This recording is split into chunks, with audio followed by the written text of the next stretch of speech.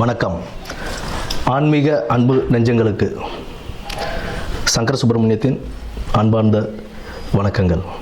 இப்போ நம்ம பார்க்க போகிறது மாசி மாதம் பற்றிய ஒரு சிறிய குறிப்பும், பின்னர் அந்த மாசி மாதத்தில் 12 ராசிக்காரர்களுக்கும் எப்படி இருக்குது அப்படின்றத பொறுத்து தான் இப்போ நம்ம பார்க்க போகிறோம். இந்த மாசி மாதம் அப்படின்னு எதுக்கு ரொம்ப சிறப்பு வாய்ந்ததாக இருக்குது அப்படின்னு பார்த்தோம்னா, ஆன்மீகம் மற்றும் தெய்வ வழிபாடுகள், ஆன்மீகம் சார்ந்த எந்த ஒரு காரியங்கள் செய்கிறதாக இருந்தாலும் தெய்வ வழிபாடுகளுக்கு உகந்த ஒரு மாதமாக இந்த மாசி மாதம் ஒரு சிறப்பான மாதமாகவே இருக்குன்னு நம்ம சொல்லலாம். இதில் முக்கியமாக என்ன அப்படின்னு பார்த்தோம்னா, விஷ்ணுபதி புண்ணிய காலம்னு சொல்லுவோம். விஷ்ணுபதி புண்ணிய காலம் அப்படின்றது மாசி 1ஆம் தேதி, அதாவது 13ஆம் தேதி மாசி மாத பிறப்பு அன்னைக்கு நமக்கு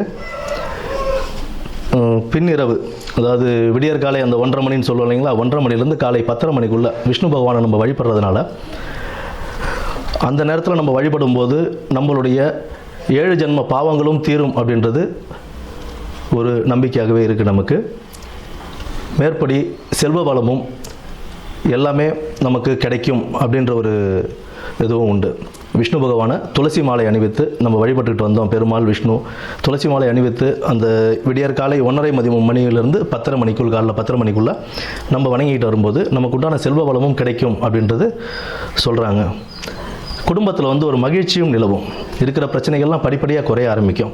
அதாவது இத்தனை வருடத்தில் நீங்கள் ஏகாதசி விரதம் இருந்திருப்பீங்க அப்படின்னா, அன்றைய தினத்துக்கு விஷ்ணுபதி புண்ணியகாலம் அப்படின்ற அந்த தினத்தில் நம்ம விஷ்ணுவை வழிபடும்போது எத்தனை ஏகாதசி, பல ஏகாதசிகள் விரதம் இருந்ததுடைய பலன் நமக்கு கிடைக்கும் அப்படின்றதும் சொல்கிறாங்க. அடுத்தது பார்த்தோம்னா, இந்த மாசி மாதத்திலேயே சிவராத்திரி, மகா சிவராத்திரின்னு சொல்லுவோம். மாசி மாதத்தில் வரக்கூடிய சிவராத்திரியை, அந்த சிவராத்திரி சிவபெருமானுக்கு உகந்த ஒரு தினமாக நம்ம அதை கொண்டாடிக்கிட்டு இருக்கோம், மகா சிவராத்திரியை. அடுத்து மாசி மகம், அம்பிகை ஜனிச்ச நாளாக அந்த மாசி மகத்தை நம்ம வணங்கிக்கிட்டு வரோம். அம்பிகைக்கு ரொம்ப உகந்த நாள் அந்த நாளில் தான் நமக்கு இந்த நீராட்டெல்லாம் செய்வாங்க. கடலில் போய் குளிச்சுட்டு வர்றது, இந்த மாதத்தில் அதெல்லாம் செய்யும்போது கடலில் குளிக்கிறது, ஆன்மீக ஸ்தலங்களுக்கு போயிட்டு வர்றது, இதெல்லாம் ஒரு பெரிய புண்ணியத்தையே தரக்கூடிய ஒரு மாதமாக இந்த மாசி மாதம் அவ்வளோ சிறப்பு வாய்ந்த மாதமாகவே இருக்குது. இந்த மாசி மாதத்தில் பெண்கள், திருமணமான பெண்கள் தாலி பிரித்து கோத்தாங்க அப்படின்னா அவ்வளோ விசேஷம். அடுத்தது இந்த பூணூல் அணிவிக்கும் இதுவும் சொல்லுவாங்க. மாசி பூணல் பாசி படியாதுன்னு சொல்லுவோம்.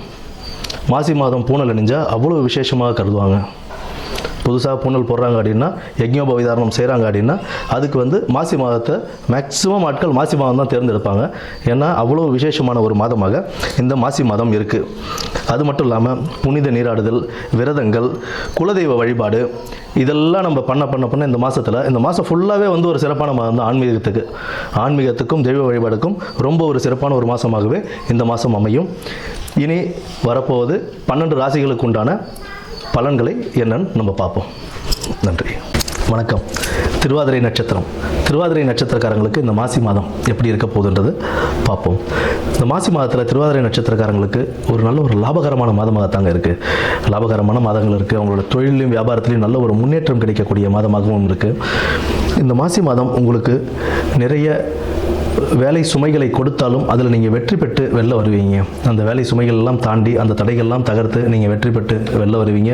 நல்ல பேரும் புகழும் பாராட்டுகளையும் பெறக்கூடிய ஒரு நல்ல மாதமாகவே இருக்கும். செய்யும் தொழிலில் சற்றே கவனம் தேவை. அந்த கவனச்சிதறல் இருந்தது அப்படின்னா நம்ம பேரை கெடுத்து விட்டுருங்க. அதனால் திருவாதிரை நட்சத்திரக்காரங்க செய்யும் தொழிலில் மிக மிக கவனமாக செய்யுங்க.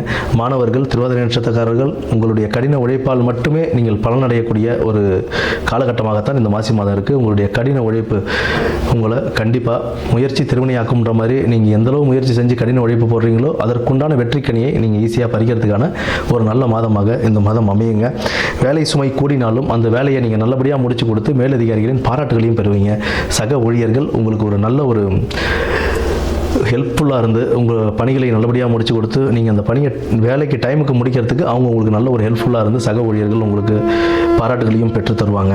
மேற்படி எதிலும் தெய்வ சிந்தனை நிறைந்து இருக்க வேண்டியது உங்களுடைய கடமையாக இருக்கும். தெய்வ சிந்தனை நிறைந்து முறைக்கும் ஆன்மீக சம்பந்தப்பட்ட எந்த ஒரு விஷயங்களிலும் இந்த மாதம் நீங்கள் இறங்கி செய்வீங்க.